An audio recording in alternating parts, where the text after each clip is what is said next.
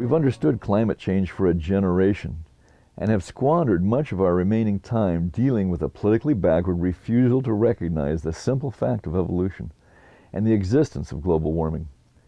Now that the back of the neocon movement has been broken, let's again heed the advice of Carl Sagan. Since this series was first broadcast, the dangers of the increasing greenhouse effect have become much more clear.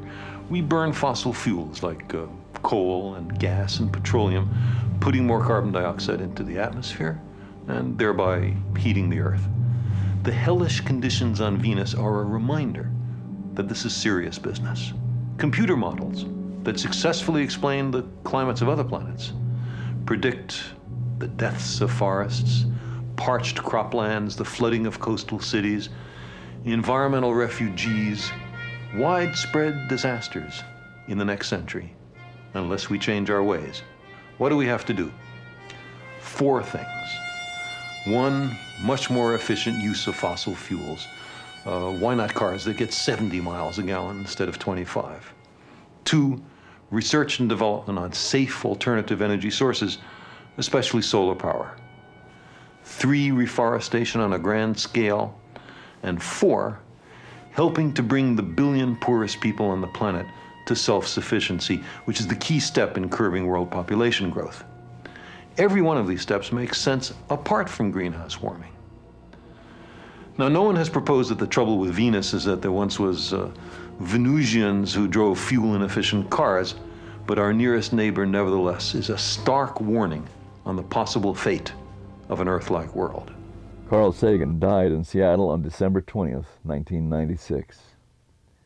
He popularized the natural sciences and opposed reactionary applications of science such as nuclear war. He defended democratic traditions. He stood against nationalism and stood for humanism.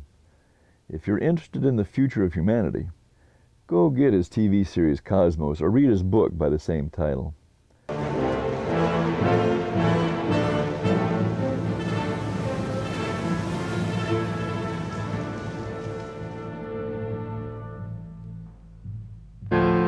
Our generation must choose. Which do we value more, short-term profits or the long-term habitability of our planetary home? The world is divided politically, but ecologically it is tightly interwoven. There are no useless threads in the fabric of the ecosystem. If you cut any one of them, you will unravel many others.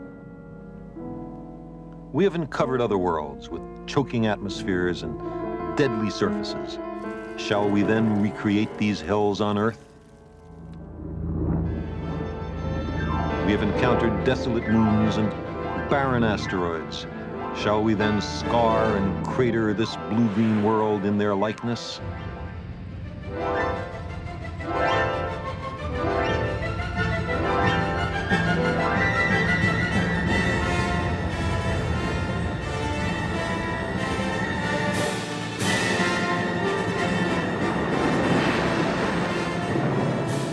Natural catastrophes are rare, but they come often enough.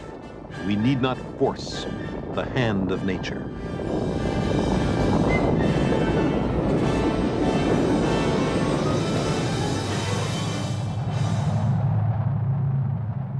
If we ruin the Earth, there is no place else to go.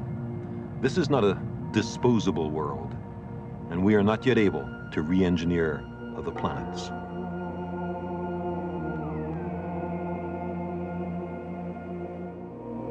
At the same time, we are releasing vast quantities of carbon dioxide, increasing the greenhouse effect. The Earth need not resemble Venus very closely for it to become barren and lifeless. It may not take much to destabilize the Earth's climate, to convert this heaven, our only home in the cosmos, into a kind of hell.